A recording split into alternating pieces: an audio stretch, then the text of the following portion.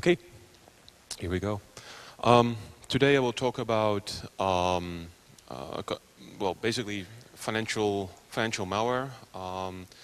It's typically called banking malware, but I would say that term is too specific because that type of malware does not just target banking. And financial malware is also not actually a term which completely catches it, but if you think about it, that it is used for monetary gain in some ways, could be credit card fraud or also stealing information. Those are the things that financial malware is used for.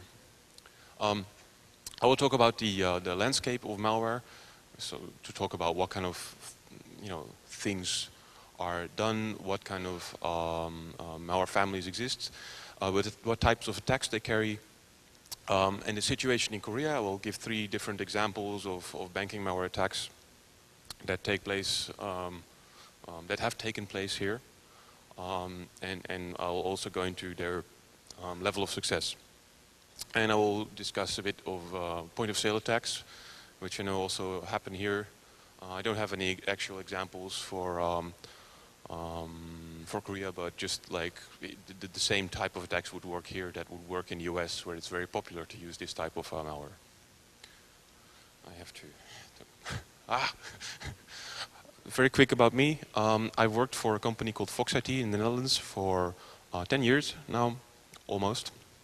I'm a principal security expert there, and I've kind of made my hobby, the things that I like to do, my work. So that means that, I tend to work a lot of hours a day just because I also like doing it, but it makes me also very tired sometimes.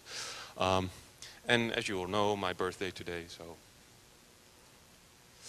so. Just a quick introduction to financial malware or banking malware. One of the main purposes is to, well, intercept information and manipulate information. So one of the most basic properties that most malware of this type has is that it can recover stored passwords. It typically is able to unlock encrypted databases with stored passwords of browsers, of many applications that are on a system. But it also can steal stored certificates, especially those in software-based certificate stores. But also it can intercept live data, so basically like sniff the network. Some malware is able to sniff FTP protocols and other plain text protocols, and others, most actually, will be able to sniff the browser, and it's not really sniffing an interface, it's just hooking or intercepting certain functions in the browser. And it's done for almost every browser that exists, well, all major ones. So Internet Explorer, Chrome, and Firefox, that's basically the standard. Most current malware will support that. So this manipulation, that's something else. That's not just obtaining information, that is also changing the information that, that a victim of this malware will see. So think about you're receiving a web page from your bank or from any website whatsoever. It's encrypted, it has SSL, so it has end-to-end encryption. But by manipulating the browser in a way, in a certain way, they're able to manipulate that. And that's the whole key concept of most banking malware. By being able to do that, they can do a lot of other things as well. So you can manipulate the behavior of the browser as well. You can inject a JavaScript, which is actually not part of the malware itself. It just is able to manipulate the data that is coming back from the bank, inject a JavaScript, and the JavaScript is then executed by the browser, and they can do everything. The JavaScript, they can make its own requests. It can even make post data requests.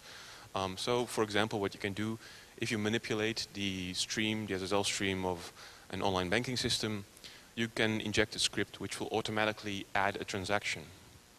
It's a very simple way to do it, and this type of attack would work here as well, because you're basically, as a victim, you're browsing to the internet, you're authenticating on your bank, and the only thing you need to do is enter an OTP.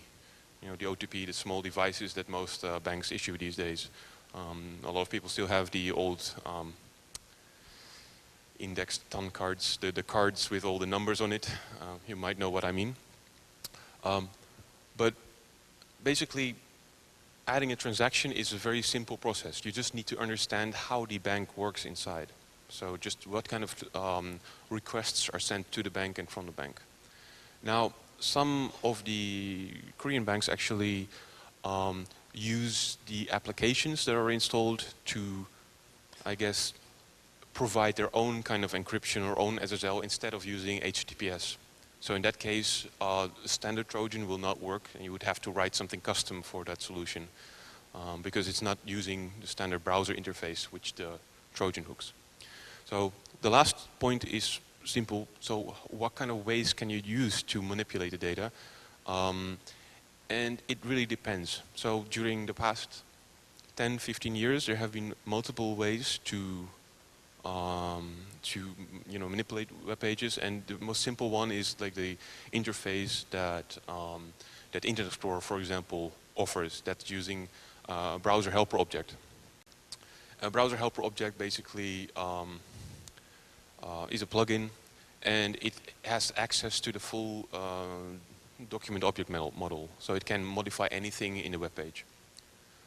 The other way is simply to, probably I didn't see many of the presentations, but I guess that probably it's discussed, or code injection. It's just you have a running process, you attach to it, and you inject code or a full DLL, or you make it loaded DLL, and you then place hooks on key functions that you want to intercept within the program flow. And actually, the last method is the most commonly used method. But for example, in case a new browser appears, such as Chrome a few years ago, sorry about that. That was my computer telling me to speed up, sorry. So for example, when Chrome appeared, it was new, and that actually, initially the first banking Trojans actually used a plugin rather than code injection, because they still had to research Chrome and understand how it really worked. Okay, so this is, and it's a bit vague. Oh, anyway, this picture is a representation of, well, a large part of the malware landscape. And it's not up to date, and some things are missing, because this is constantly changing. There are constantly new variants coming up. Important to catch from this is we classify it into 3 groups. The right part is all the kit malware, what we call kit malware, and basically it's a product that you buy, and you can set it up by yourself, and you can use it by yourself. Basically, you go to an underground forum, and they offer it, or you can actually, in some underground forums, they offer pirated versions of it. So software piracy also, is just in the underground as well. Then the other 2 on the left, there is some overlap between the 2, but it means rented malware and private malware. Rented malware is one where you have all the functionality that you would have on the, like if you would buy it as a finished product, but they do everything for you. They set it up, they have the command and control server ready for you, they will even register domains for you if your domains get taken down, move it around if the server is taken down, things like that. And the other group is private malware. That's basically, you're as a group, as a team, you're working together, and you're all working together on the same attacks. That's basically private malware. There's sometimes some cross between the 2, sometimes, because private malware is more safe because it's a trusted group, and with rented malware you're getting customers who might not be holding the same kind of security measures on their own systems, for example, or they might not be trusted very well. So in general, banking malware has had over 10 years of mainstream attacks. Started with Limbo and Zeus. That's basically when two-factor authentication attacks against two-factor authentication started. Since then, always variants of the same types of things. There's new Trojans appearing, but they're all the same. They are all inspired by the previous versions. I'll come back later on that, but one of the things, Zeus started with a configuration format called Web Injects, and actually, I think that 99% of all the Trojans that are currently out there all support this same configuration format. So within the underground economy, basically this became an industry standard.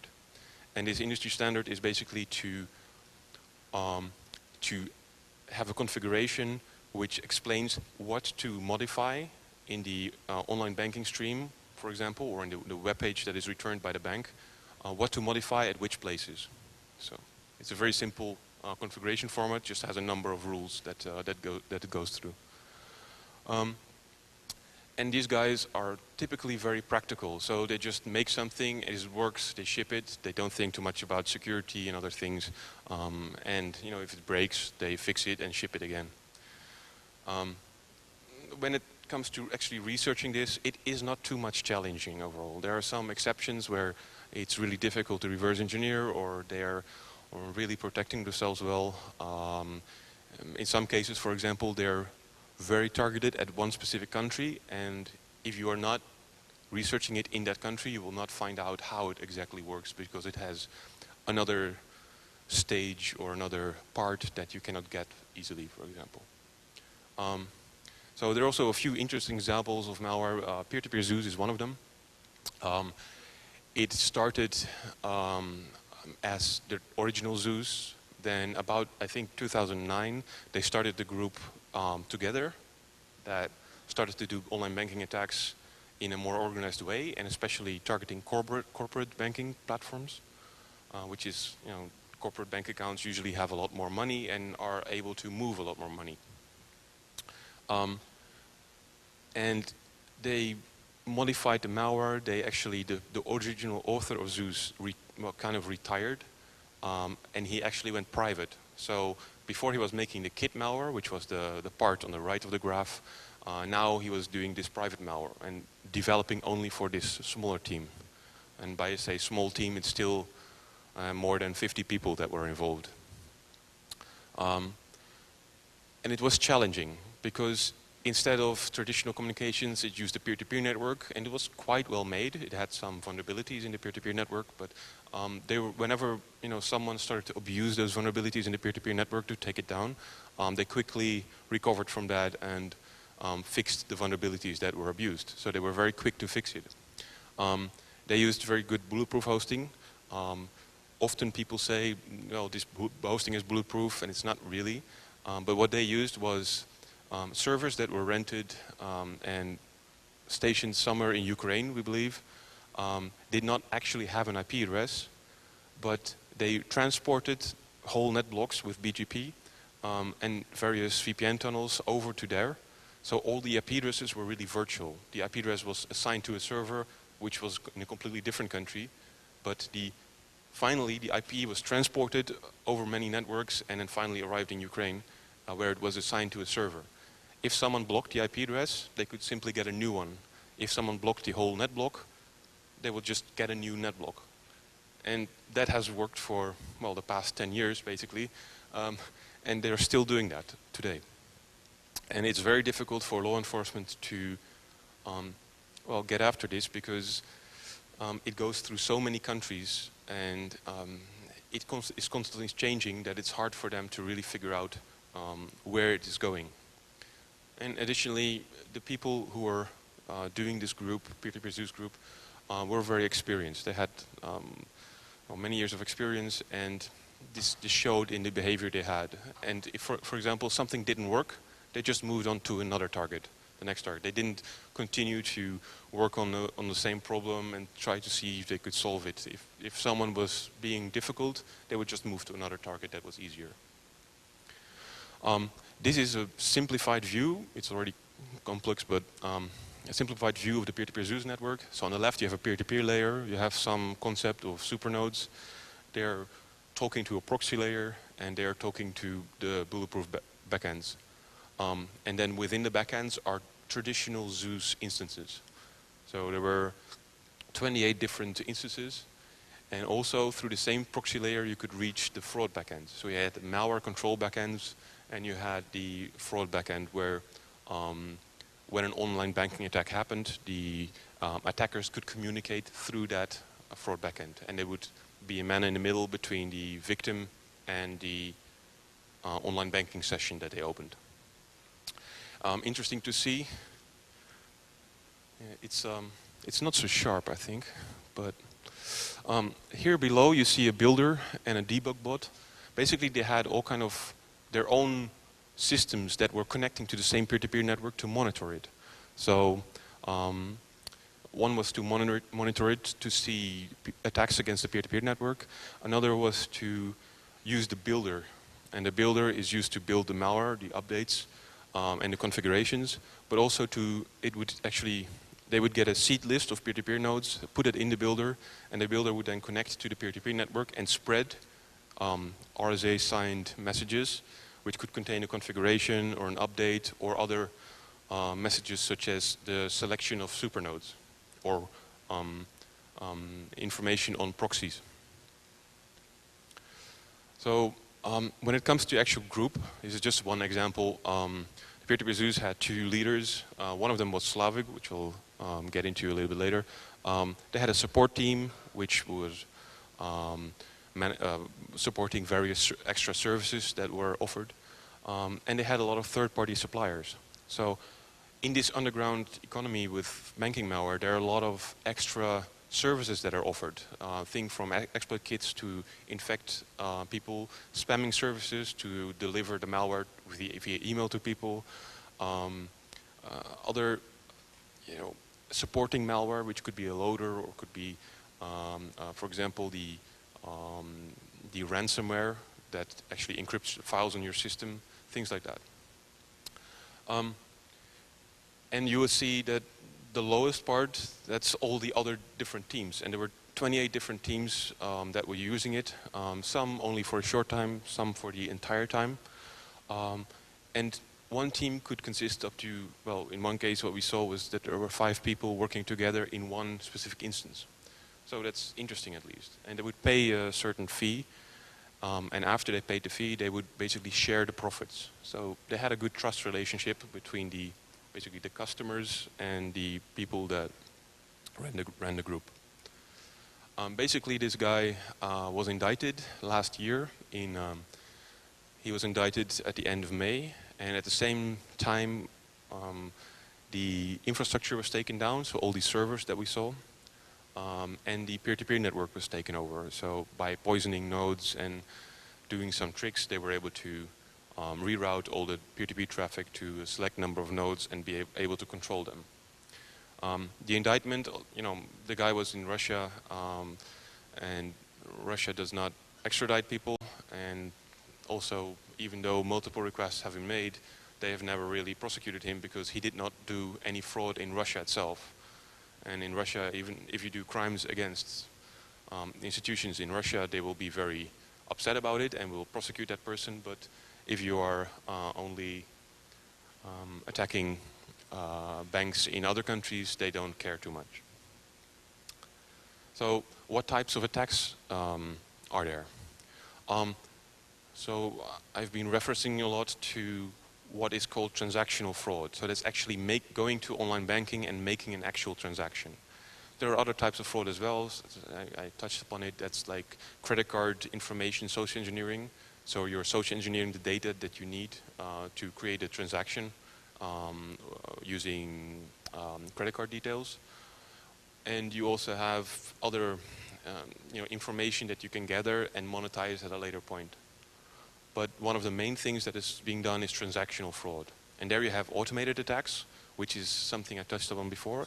If you manipulate the browser behavior, you can inject a JavaScript, and the JavaScript can create a transaction. The JavaScript can actually ask the user to enter an OTP or whatever is needed or whatever is required to confirm the transaction, and then submit the transaction. So that can be completely automated, and that happens a lot. Although it is a little bit more difficult to implement. You have to make a script, and you have to know how the website works. The other method is what we call hybrid. it's a mix between phishing and malware. So normally phishing site, you're getting an email and it says you have to go to this website or an SMS or anything, any way that they can lure people. In the case of a hybrid attack, basically the malware intercepts a session when the victim goes to online banking, but redirects it to a phishing site. And it can be done in many different ways. I mentioned already the WebInject industry standard. And when it comes to attacks, a lot of the attacks target consumer banking. So consumers, they have usually less money in their account, but they're easier to target. It's easier to get infections on normal people that have a PC and do online banking. Corporate infections is difficult. Mostly the networks are secured better, but in many cases it's still possible to get there. And what we typically see is that corporate account takeovers, is what we call it, are done in the hybrid way. So basically luring, or well, not luring, when the victim goes to the corporate online banking site, is redirected to a phishing site. It will look identical to the online banking site. It's just asking for a little bit more information, and will finally ask for transaction confirmation codes. And even in case with corporate bank accounts, what you have is that you have in every country it's called different, but we call it the 4I principle. So one person creates the transaction, and then a second person has to sign the transaction. It's a checker or a transaction maker and a checker or approver. In that case, they would actually ask the second person to come to the infected person's computer and enter all these details there. So that's an interesting concept. Some banks did not think about this issue. Others they did, and they said, we will tie the account of the checker to another PC. It cannot be the same PC as the guy that does the transactions. To get into some examples, this was something which was, I think, in December last year. Well, whenever the movie came out, which was called The Interview, which you might remember probably. This was an application for Android, which it was supposedly to download the movie for free, and it came out when when the whole the Sony hack appeared and all that things you might remember. So actually it targeted a large number of online banking applications, mobile banking applications in Korea. And the only thing that it did was basically to steal certificates and social engineer some extra information. It was targeted for Android. The extra information was simply like your national ID here, your certificate and transaction passwords. So with that information, they could probably set up online banking or mobile banking on their own system with your account. They could also social engineer, because actually they had your phone, so they could look up your phone number. But what they did actually was block all the phone calls. So even the bank could not call the victim, but also the attackers could not actually call the victim. So that seems like a missed chance, but okay. Interesting was that they had two devices which were supposedly blocked from loading the second stage of the malware, which was Samjiyoung and Arirang, which are North Korean Android devices. However, the check that was implemented for Arirang the logic for it was wrong, so we do load anyway. And I'm not actually sure that, it obviously, it's meant to say that, this malware was created by North Koreans, and it would not infect those systems, but it does not really make sense to me. But who knows? It's maybe a false flag, or maybe it was made by North Koreans. I have no idea. Another feature that it has was interception of SMS. Those were sent to the HTTP-based CNC, but also could be sent to an email address. The malware itself was already in circulation for a while, but as I don't really investigate a lot of the attacks in Korea, I'm not sure how actually active it is. Another attack that we saw about a year ago, I think, another very simple attack. It's basically like this hybrid attack. It's phishing, but you're modifying the host file. It's the most old and simple attack that exists. On the Windows, you have the host file which resolves a certain name or a website name to an IP address. So basically, they set all the banking websites to a certain IP address, and from that, you can see it's a simple phishing attack. When you look at the actual domain names, they actually had, instead of bank, they had dank as well. And I was thinking about, like, why is that? Maybe they did that because they thought people would write or would mix up the B and the D. When I just started to learn Korean texts, I sometimes mixed up the and the A and wrote things in a wrong way. But I don't think that a lot of people would actually mix B and D, but who knows, maybe that was their thinking. But they also had a lot of spelling mistakes, like Shinhan instead of Shinhan, and SC first is like 2 I's instead of the, I think I can, like here there's 2 I's instead of 1 I. I'm not sure why they made so many spelling mistakes. It's like they didn't even check it very properly. Well, anyway. How does this attack work? Well, the first, you get the normal web page. It was an older web page from like a few months earlier. It would all look like the normal web page of that bank. The second, you get an error message. I think you can't really read it very well. It's probably not clear enough, but it was a message saying something like, "Oh, you need to enroll your certificate again." That's something people do here. You need a certificate for your online banking, so you need to enroll again. Okay, happens. I'll have to do it again. Second, there was an error in the loading page. It said something, but that was just an error on the attacker's part. You had the loader which said like, well, you have to do some things and you have to install some things. Anyway. The next was that you had to fill in some information a little bit, your password, your national ID, and things like that. And the next page, you had to fill in all the rest of the information. So as you know, basically this part was where you had to fill in all the numbers that were in your card. I think when your bank starts to ask you for this, most people will think this is not right. But obviously, I've seen these attacks in the past in the Netherlands. People actually do fill it in. And these are only 35 fields. In the Netherlands, we used to have these cards with 100 fields. And seriously, people just fill in all the 100 fields. It's really a lot of work, but they did it. And the last, you get an error, which, again, maybe not very readable, but it was an interesting. There were some interesting mistakes in the language constructs. Gogenim, I think, was written in the wrong way.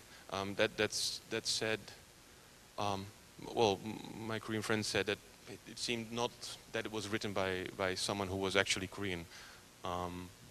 Maybe someone who knew quite a bit of Korean. We don't know really, but when we had access to some of the websites that they used to control this malware, where basically the reports came in, the entire backend was written in Korean, which is strange. I mean, for example, if it would be anyone from another country, you wouldn't use the Korean language. Now, obviously, I don't know where the guy really is from. He was logging in from China. Obviously, there is some historic, has been some historic immigration towards China. So maybe it's one of the Korean communities in China that one of the people has been doing this. I'm not sure. Anyway, inside you could see all the banks that were targeted, but also you could see the reports. And the only reports that we saw were the ones where they entered all fake data, just to test it themselves, or that it were victims who knew that, well, this is not good, or were researchers that were testing. Everything is possible.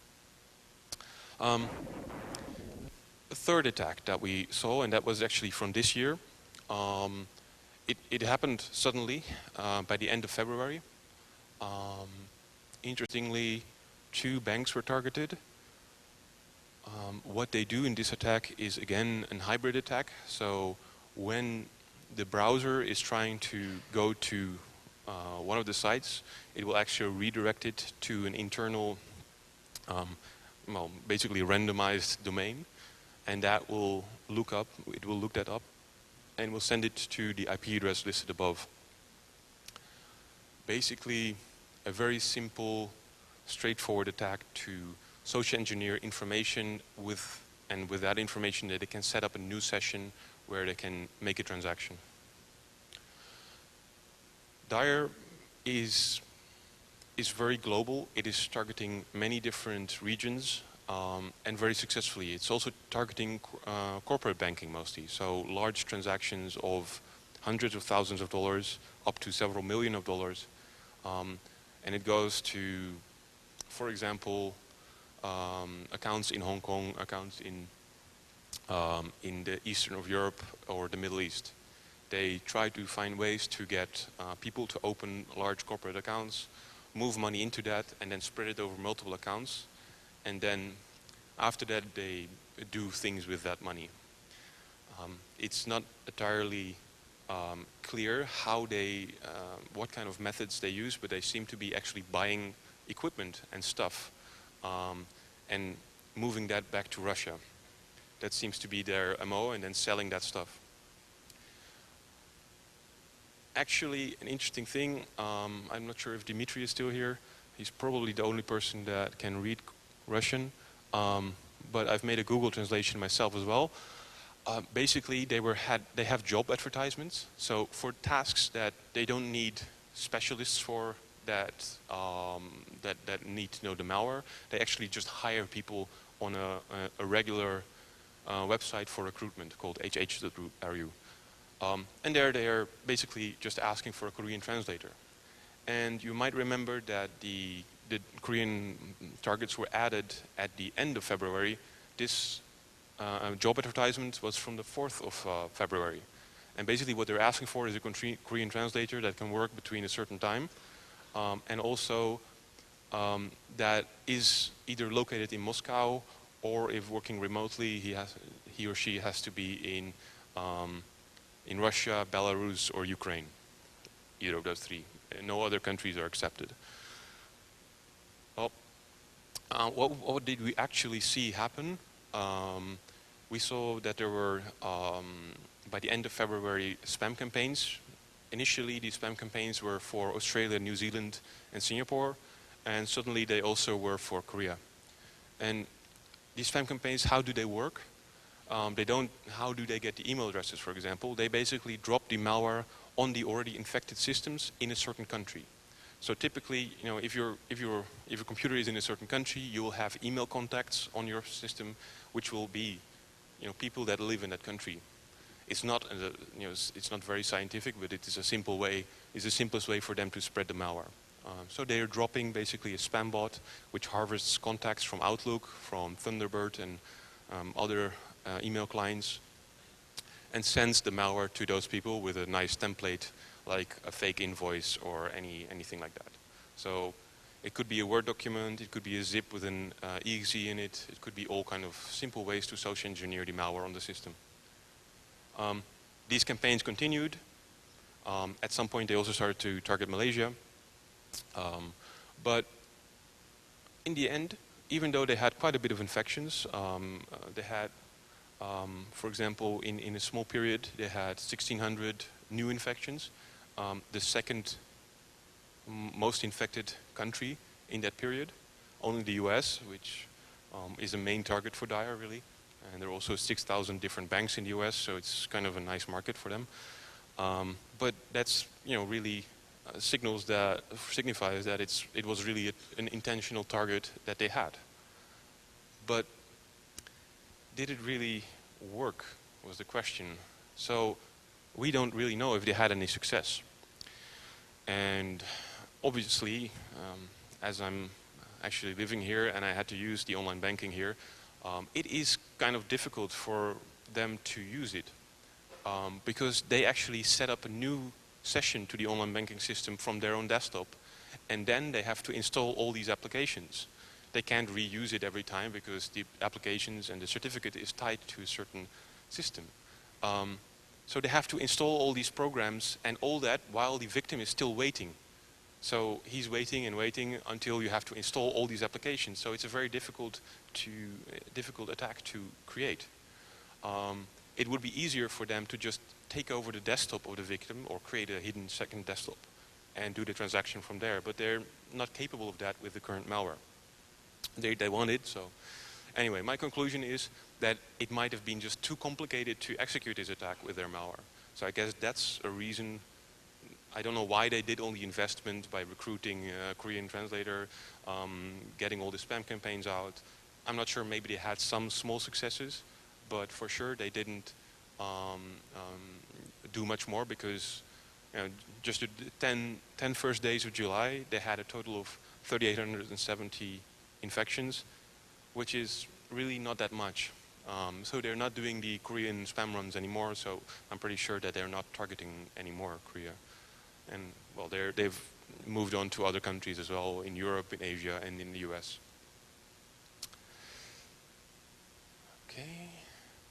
So another topic of financial malware, point of sale malware, and that's something that has been going on for quite a long time.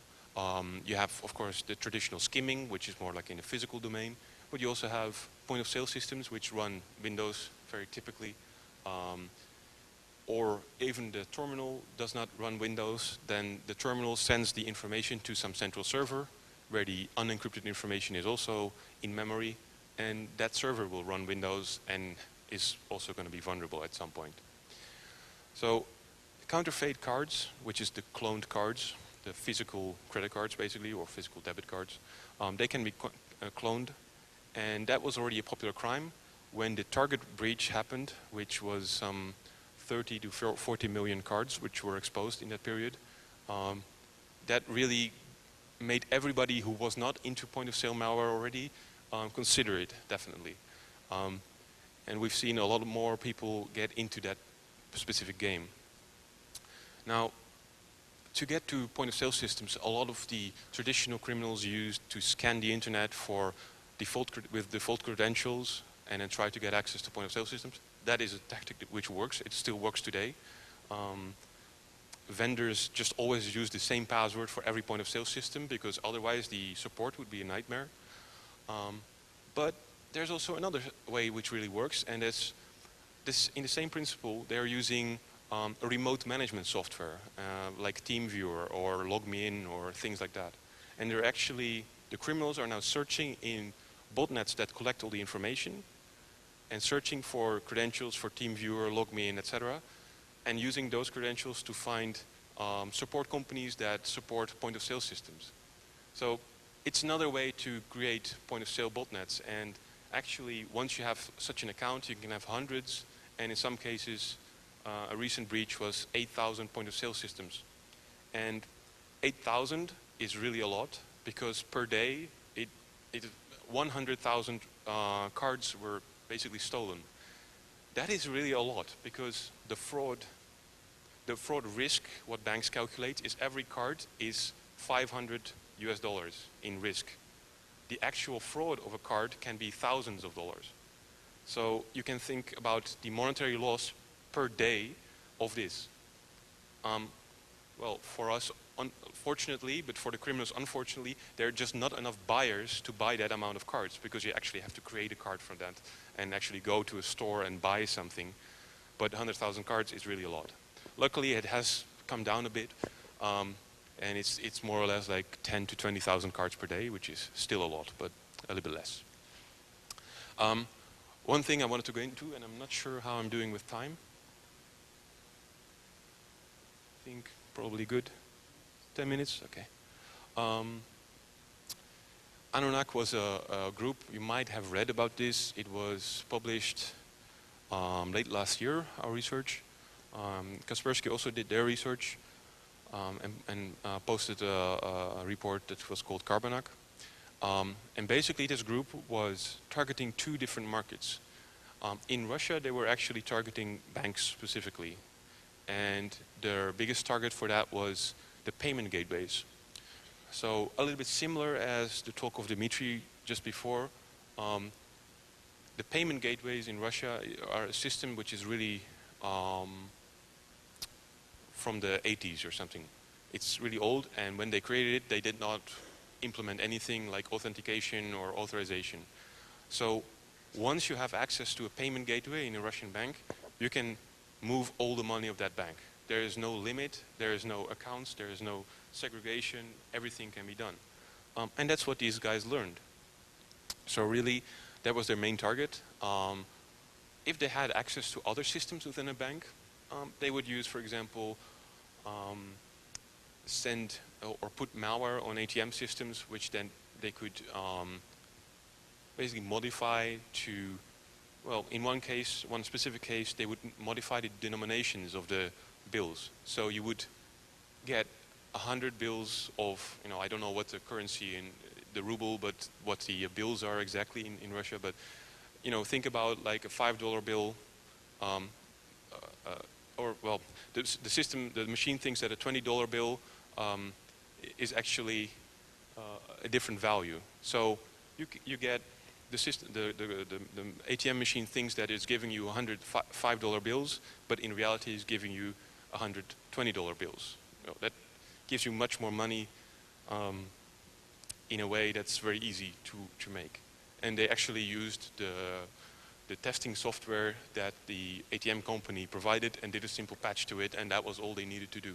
It's basically the management tool to modify ATM settings, and they did some patches to override the system internals. How did they get these infections? Mostly they just spammed people with like nicely themed lures. Just could be anything really, but simple ways. But another way they used was to buy infections from other people. So a lot of people have big botnets, but then they're not really using that information. They have a big botnet, they're using it for one type of fraud, which they get by, but then the other information that they steal, they don't use it. So other groups are interested in buying infections, and those infections can be worth a lot of money. Usually it's not that they're paying a certain amount, they just have a trust relationship. If they make a certain amount of money, they will have a profit share. So they get like 20% of the profit if that infection led to a big heist. Now, I said there were two regions for Aranak, or two markets that they targeted. There was Europe and there was the US. In those markets, they actually did point-of-sale malware, which was very different from the attacks against banks. So they were actually breaching bigger organizations which had a physical retail stores, and were infecting those with malware. And they collected a little bit of cards, not really big volumes, but enough to make an impact at least. But it shows that there's two markets that these guys targeted. It's interesting because typically most criminals are focused on one type of business in one market, and then they can move to different markets. But in this case, they really did two completely separate things with the same malware. Because the malware was actually written to be able to monitor the desktop of the victims. So they would infect the system administrator of a company and then watched his desktop and saw what he did. And the system administrator, he's managing all these systems, so they exactly knew which system was doing what, had which role in the network, and how to connect to it. So that was very useful information for them to be able to breach into the network quickly when the administrator went home. This group is interesting because they're actually based in Ukraine, and as you know, this all started when the Ukraine and Russia conflict started. So even though they're in the next country, physically located there, Russia can't really do much because they're not at war, but their relationship is not really the best. So everybody in this world has a problem with this international crime, because in the internet you can access a server somewhere or an organization in some completely different country, and it works just as well. So these types of attacks, they cost a lot of money to the economy. In the big scale of things, it's not that much, but still, some banks actually went bankrupt because of this group. And then, well, it's a big issue, but then, we even know where the criminals are, but then we can't arrest them because the frauds were committed in another country and they don't work very well together. It's a difficult problem. So, to summarize, threats that happen are very global. The threats they're not just in one specific region. Traditionally, a lot of activity was in the US, then Europe was also targeted a lot, but now we see that these things are happening everywhere, and it's not just that a specific group, for example, that Chinese hackers are always targeting Korea and Japan, for example, but it's also Russian hackers who are doing the same thing. And when I say hackers, well, it's a bit of a weighted term, but so why is Korea actually targeted less than other countries? For example, in Japan, there have been a lot of attacks in the past years, but why is Korea not targeted? And I think it comes from, the ActiveX components and all those things which happen. It's difficult for them to actually hijack the desktop and do the attacks manually. It's time intensive, so they try not to do that. So I think that the difficult way to do online banking and set up online banking from a PC is actually helping deter certain types of fraud. It can be done, but it's more difficult. So that's why they probably don't even try that much. But language is definitely not a barrier. We see attacks against a number of countries, Arab countries, all over Asia really, where there's different language types. They simply hire a translator. That's a very simple solution to a difficult problem. And if you don't have a translator, Google Translate can translate a lot of language, and you don't really need to know exactly what is written there, but as long as you kind of understand what's written there, it might be just enough. And there is also an increase of targeting of other things. So not just online banking, but credit cards, that's traditionally already, point of sale systems, and other types of other types of information that the criminals can monetize. This can be personal information as well. I think that was the main part of my presentation. Actually, of these attacks, I was trying to contact some of the banks here as well. They were not very responsive, but in the end, maybe there was not actually any fraud. And I think it's better to be more proactive about these things, try to research them, and try to be ahead of the game, really, to understand how the attack works and try to assess the risk that you have. And I think it's also good for people to work together. So I think banks should work together on a lot of these fraud issues because it affects them all. And I'm not sure how well Korean banks are working together currently, but it's always good to have both a local but also an international outreach. It's good to know what happens in other countries around you, what types of fraud happen, and then apply that knowledge to better defend your own systems. And definitely, here there is a lot of security on the endpoint, basically the victim system, but it is not really the best way to secure a system because the victim is already compromised. The system is compromised, and the criminals will find ways to work around it, even though it might not be, it will always be a cat and mouse game on the computer. All right. Does anyone have any questions? If not, I want to thank you very much.